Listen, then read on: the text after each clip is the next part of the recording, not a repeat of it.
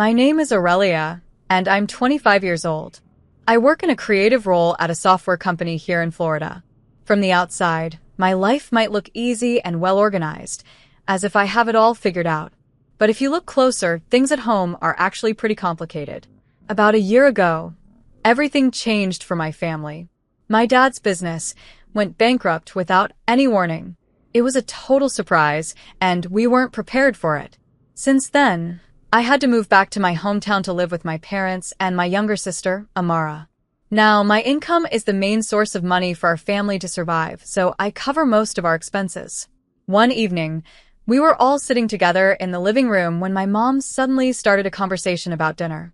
Aurelia says she wants pork steaks for dinner tomorrow, she announced, glancing over at me.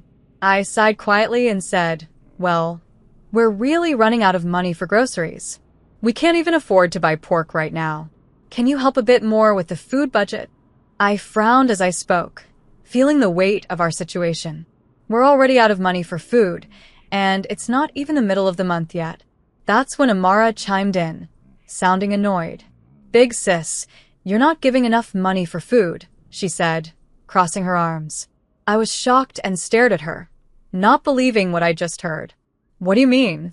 I asked, feeling a bit defensive. "I'm already giving $7,000 a month. That should be more than enough for all of us." Amara just scoffed. "Big sis, prices are higher now. $7,000 isn't enough for a family of four anymore." I felt frustration rising in me and couldn't hold it back any longer. $10,000. If you have a problem with that amount, then why don't you get a job and help pay for the food yourselves? I snapped back. At that moment, my mom jumped into the conversation, immediately taking Amara's side. "It's hard to find a job," she said, sounding sympathetic towards Amara. I feel bad for her. Hearing this made me feel bitter inside. I knew Amara wasn't actually looking for a job. She just used the excuse of job hunting to avoid working. The truth was, she spent most of her time at home, doing nothing productive. On top of that, I'd recently discovered that my mom was secretly giving Amara part of the money I provided as pocket money. Finally, I couldn't take it anymore. "Enough," I said firmly. "If it's really so hard to manage things here, why don't we sell this house and move back to Grandma's hometown? Maybe we could find work there, and life wouldn't be so tough." But Mom instantly rejected that idea. "No way," she replied, shaking her head. "I'm not going back to that town. My grandma lives in Miami, where she owns a popular Italian restaurant. If we moved there, we could work at her restaurant and we'd at least have free pizza and pasta to eat. It would make things easier for us. But Grandma is very strict, especially about how she makes her pizza, and my mom hates that. She doesn't want to deal with the hard work that comes with working in Grandma's restaurant." Even my dad joined the conversation, saying, "Why are we so quick to run to Grandma for help? We should be taking care of ourselves. Relying on her is just being spoiled." I felt anger bubbling up inside. How could they call me spoiled? I was the one working hard and paying for nearly everything. Meanwhile, my sister didn't even want to work, yet my parents still seemed to take her side in everything. I suggested that Amara could at least try to get a part-time job while searching for something more permanent. After all, she's 23, and many people work part-time to support themselves. But my mom quickly dismissed my suggestion. "No," she argued, "Amara helps around the house, so she doesn't have time for a part-time job." I was confused. "What are you talking about?" I asked, completely baffled. "I've never seen Amara do any housework." My dad then spoke up, trying to defend Amara. "Amara carries the dishes to the sink after meals. She does her own laundry, and sometimes she even gives me shoulder massages." I couldn't believe what I was hearing. The housework they mentioned was stuff even a little kid could handle. Meanwhile, I was the one waking up early every morning to make breakfast for the entire family, and I also packed my dad's lunch before leaving for work. On top of that, I managed all the household finances and took care of our taxes. But despite everything I did, my parents still seemed to favor Amara. This wasn't new. They had always treated her better than me, even when we were kids. People often said I was pretty, too, but Amara had always been seen as more graceful and charming. Because of this, Our parents always treated her a bit more specially. Most people would probably think I should just move out and leave all this behind, but it's not that simple. I can't just leave. There are many reasons why I have to stay here, at least for now. So, I continue to live with this stress every single day, feeling like I'm carrying the weight of my entire family on my shoulders. One day, some time passed without me noticing that Amara had actually left the house. I thought she had just gone out like usual, but then a few days went by, and she still hadn't returned. I started to feel suspicious, wondering where she could be. Then, one evening, as I was coming home and walking to my room, I overheard my parents talking in the living room.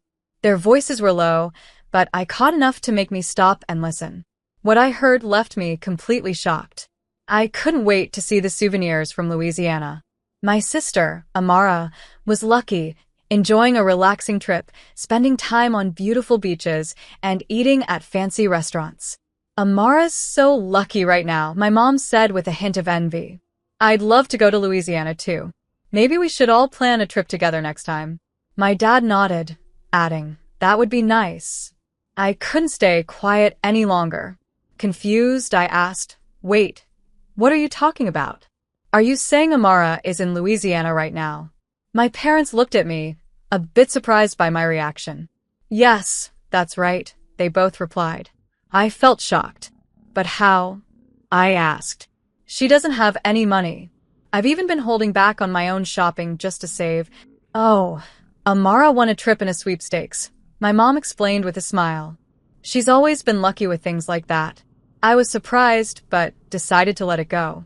Amara had won a trip, and that seemed like a reasonable explanation, so I tried to accept it.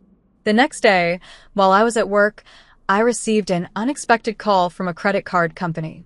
Since I don't usually use my credit card much, I was curious but not too worried. But when the company told me there had been high charges on my card over the past 4 days, I was shocked. I couldn't remember making any big purchases recently. Feeling a bit anxious, I asked, how much was spent? The customer service agent told me about $17,000 has been charged in the past 4 days. Right away, I had a pretty good idea of what was going on. I knew who was behind it. It had to be Amara. She might have won a free trip for the hotel and flight, but she still needed money for all the extra things, like souvenirs, meals, and other expenses.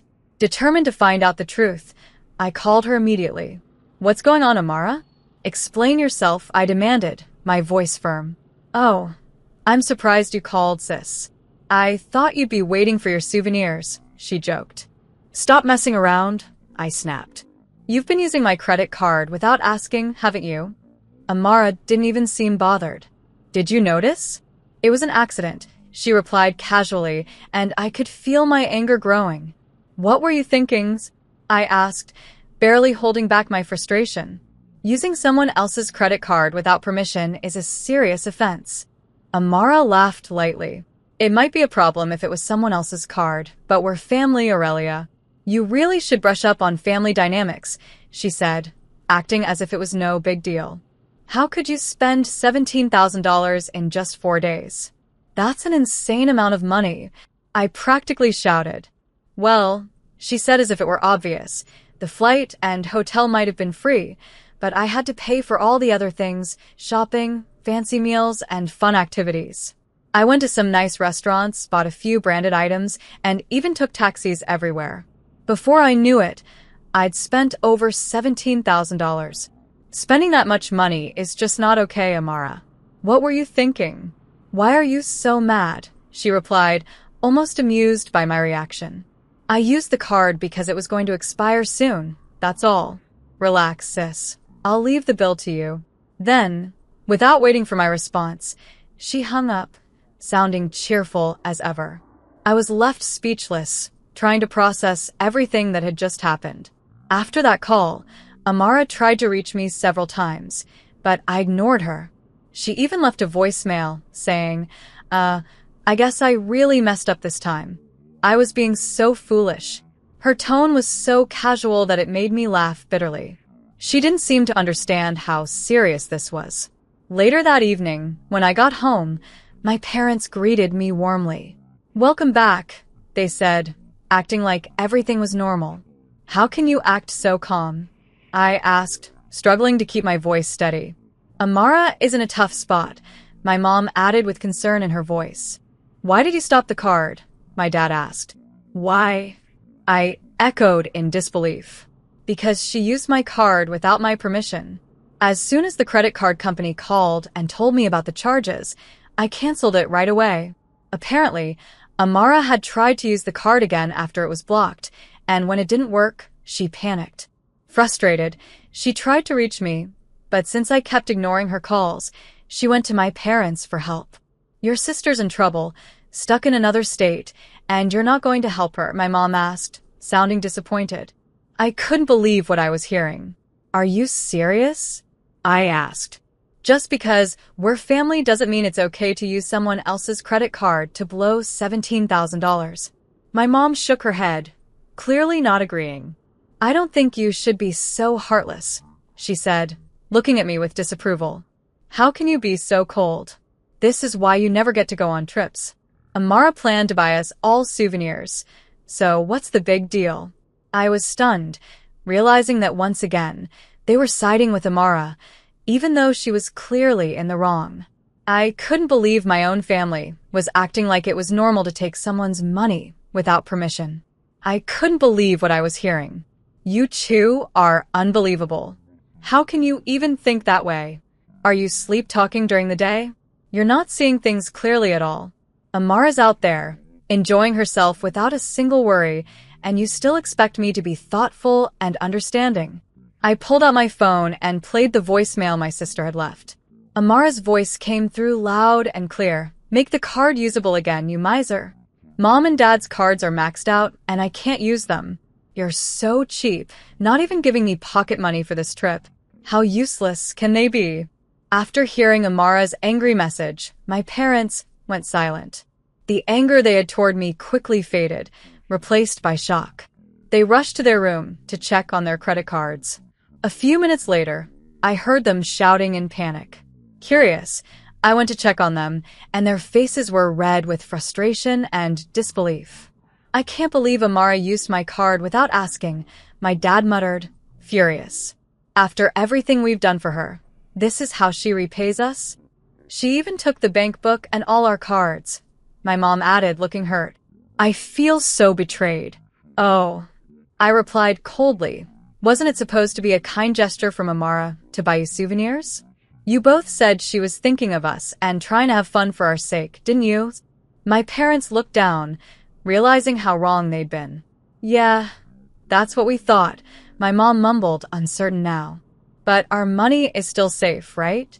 When I saw how quickly their attitudes changed once they were reassured their money was still secure, I felt disappointed. Well then, I said, raising an eyebrow, why don't you just increase the credit card limit and pay off the balance? Let Amara keep using it for all the souvenirs she's planning to buy you. That's not possible, my mom replied, shaking her head sadly. We don't have any savings left. What are we going to do? Amara stuck out there with no money for food or anything. After a moment of silence, my dad turned to me with a pleading look. Aurelia, please, he said, his voice soft and desperate. We'll start fresh. We promise to work together to support this family. Please help Amara. What are you talking about? I asked sarcastically, a bitter smile on my face. Does that include actually supporting me too? Moved by my dad's words, my mom knelt down in front of me, her face filled with regret. I was stunned for a second, but quickly felt a mix of disbelief and bitterness. I let out a bitter laugh. Isn't it a little late for apologies now? I asked, but my mom continued to plead, her voice filled with sincerity. I swear I will change. I'll do my best to support everyone from now on. I won't wrong you or Amara ever again. Despite everything that had happened, I couldn't stop laughing at the absurdity of the situation. As my parents went back to their room, I pulled out my credit card and stared at it, still unsure of what to do next.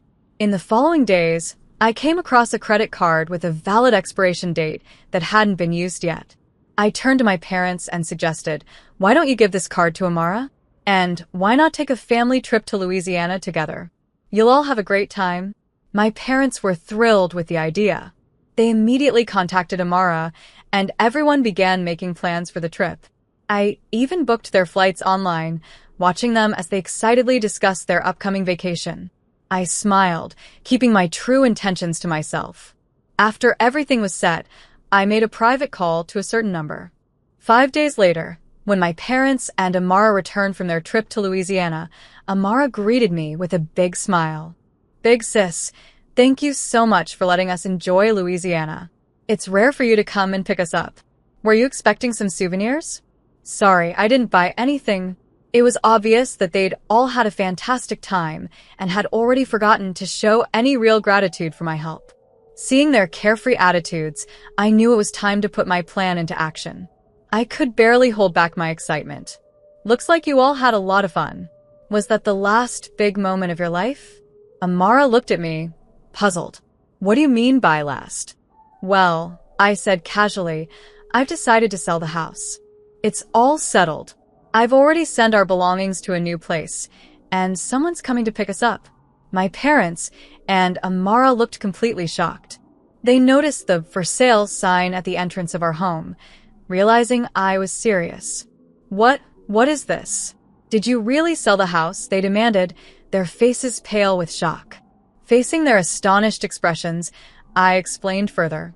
"Actually, a real estate agent has already..." I had a friend from university who'd been interested in buying this house and the land for a while. Every time they asked, I always said no, thinking it was best to keep the house in the family. But recently, I changed my mind. I realized that selling the house and living on my own would give me the freedom I'd been craving, both financially and mentally. My parents were outraged. "You can't just sell the house on your own. That's illegal," my mom protested. "This house belongs to your dad, not you." I stayed calm and replied, "Oh, I see you're pretty upset. But what if I told you the house and land are actually in my names?" They both stared at me in disbelief. "What? "How is that possible?" they exclaimed. "Dad, do you remember when you couldn't pay the taxes a few years ago and came to me for help?" I asked. I agreed to pay, but only on one condition, that the house's ownership be changed to my name. "You signed the papers back then, remember?" My dad's face fell as he recalled that moment. That's right," he muttered, realizing I was right. I continued. "I didn't leave this house all this time because it was already in my name. I was just waiting for the right opportunity to move you all out so I could sell it. It was hard to find the right time since you were always around. But with you all in Louisiana, I finally had my chance." Everyone was stunned. They gasped, realizing what this meant. As I mentioned earlier, I went on calmly, "Your luggage has already been sent to your new place. You don't have to worry. A pickup will be here soon to take you there." "Pickup? What do you mean?" my mom asked, still looking confused. "Grandma is waiting for you all. She's really excited to see you," I replied with a small smile. "Wait, Grandma? You mean my mom?" my dad asked, his voice trembling a little. "Yes," I confirmed. "I talked to her, and she agreed to take everyone in. She even told me to send her luggage ahead. Get ready because you'll be making pizzas and cleaning up at Grandma's restaurant every day." My parents and Amara looked horrified. Amara cried out, "We can't go to Grandma's. We don't want to." "Oh, really?" I replied, raising an eyebrow. "Well, you can do whatever you want, but without a house or jobs, how do you plan to live? And don't forget about that enormous credit card bill. How are you going to pay that off?" "What are you talking about?" my mom asked nervously, her face paling. "You thought the credit card was in my name?" I asked, watching her carefully. "You really should have checked. The card is actually in someone else's name." "No way," my mom whispered, her face going even paler. She took out the card and checked the name on it. Her eyes went wide as she read it. "Wait, this card is in Amara's name." "Exactly," I replied calmly. "The credit card I gave you was one I found in Amara's room. It was the first card she received when she got her first job, but she quit that job shortly after, so she never actually used the card." Amara gasped, realizing what this meant. "What?" "I spent way too much. What am I supposed to do now?" she cried, panicked. "Well," I said with a shrug, "since the card is in Amara's name, She has no choice but to pay it off. And all of you will need to work hard at Grandma's to cover your stay without causing any trouble. Amara kept protesting, but our parents, seeing no other option, stayed silent. They knew they were out of choices. They could only wait for Grandma's arrival. When she showed up, she took them all to her house and restaurant in Miami. Under Grandma's strict supervision, and with help from her seasoned employees, they all learned to work hard. They even shed some tears along the way, facing the discipline Grandma demanded. Slowly but surely, they paid back the $17,000 that Amara had charged to my credit card, all while Grandma made sure they stayed on track. Grandma even took a portion of my parents' salaries to help repay the expenses I'd covered all this time. As for me, I moved into a cozy apartment closer to my job, finally able to live alone again. My new life felt peaceful, and I enjoyed the quiet and freedom. I didn't have to worry about anyone else's demands or complaints. One evening, as I stood on my balcony, looking out over the city as the sun set, I felt a deep sense of relief. I was finally free from the weight I'd carried for so long. For the first time in a long while, I could breathe easily. But there was a tiny hint of loneliness, too, a small emptiness that lingered despite the relief. Just then, my phone rang. I glanced at the screen and hesitated when I saw Grandma's name. Picking up, I answered, "Hello, Grandma?" Her warm voice came through the line, filled with her usual strength. "How are you doing, dears?" "Yes, I'm fine," I replied, smiling a little as I realized how good it felt to hear her voice. "That's good," she said, with a comforting warmth that made me feel like I'd made the right choices after all. "Actually, I wanted to talk to you about Amara and your parents," Grandma began over the phone. "They're starting to change, especially Amara. She's helping out a lot more with the work, and your parents are also beginning to reflect on things." Grandma continued, "Aurelia, I know it's been tough for you. I think I understand a little of how you feel. Family can feel like a heavy burden sometimes, but it's also something we should try to support. I hope you'll be able to forgive them someday." I listened quietly, hearing both worry and determination in Grandma's voice. She added, "There's no rush. Take your time and think it over when you're ready." "I understand, Grandma," I replied softly. "I'll take my time and think about everything." Then I hung up the phone, gazing out at the city. The sun had just dipped below the horizon, and the city lights were flickering on as darkness settled over the skyline. I felt a mix of emotions churning inside me, anger and sadness, but also a small spark of hope. Returning to my room, my eyes landed on an old family photo. In it, Amara and I, still young, smiled alongside our parents. I remembered the joyful days we'd once shared and felt a pang of longing. If only things could go back to those times. But reality set in, reminding me how much things had changed. As the weeks passed, my life settled into a steady rhythm.